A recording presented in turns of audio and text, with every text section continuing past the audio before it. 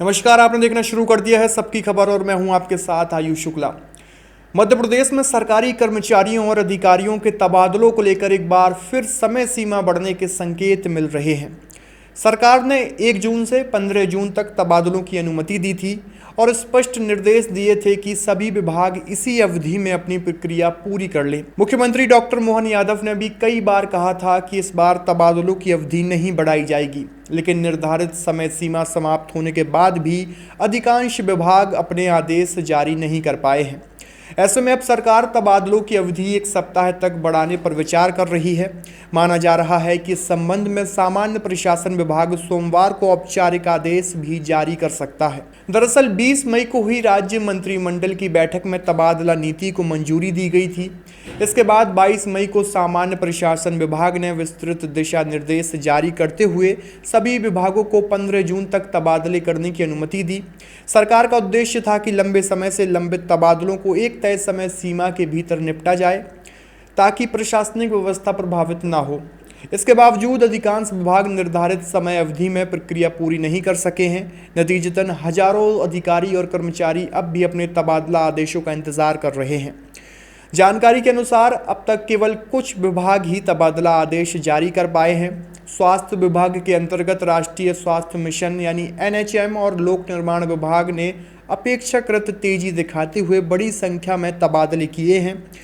वहीं कई बड़े और महत्वपूर्ण विभागों में प्रक्रिया अभी अधूरी है।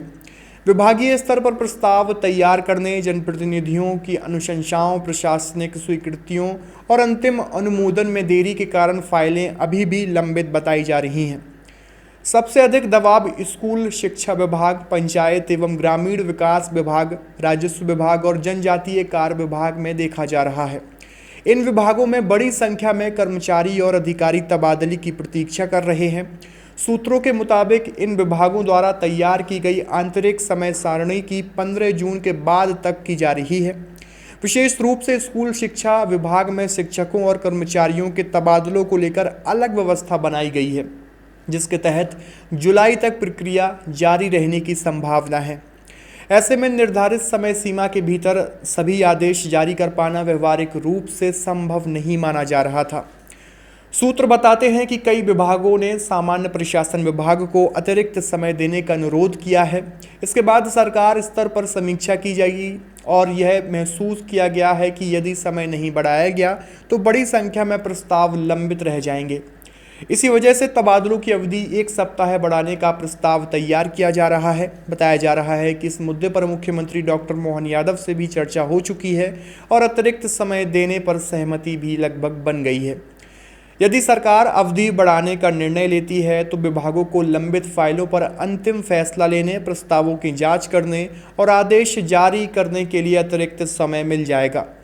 इससे उन कर्मचारियों और अधिकारियों को भी राहत मिलेगी जिनके आवेदन या प्रस्ताव अभी विचाराधीन है।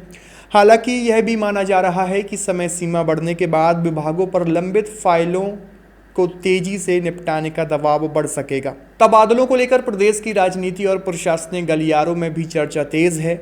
हर वर्ष तबादला अवधि के दौरान जनप्रतिनिधियों, विभागीय अधिकारियों और कर्मचारियों के बीच व्यापक गतिविधियां देखने को मिलती हैं। इस बार सरकार ने शुरुआत में स्पष्ट संकेत दिए थे कि अवधि नहीं बढ़ाई जाएगी, लेकिन जमीनी स्तर पर प्रक्रिया धीमी रफ्तार के चलते अब स्थिति बदलती जा रही है।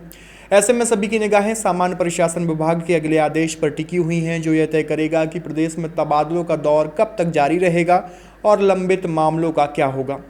फिलहाल संकेत यही है कि सरकार प्रशासनिक ज़रूरतों और विभागों की मांग को देखते हुए तबादलों के लिए अतिरिक्त समय देने जा रही है।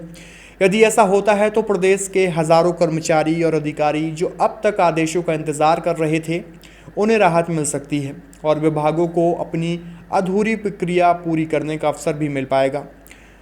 तो आपकी इस पूरी खबर को लेकर क्या राय है, कमेंट बॉक्स में आप भी अपनी प्रतिक्रिया दीजिए। बने रहिए सबकी खबर के साथ। शुक्रिया।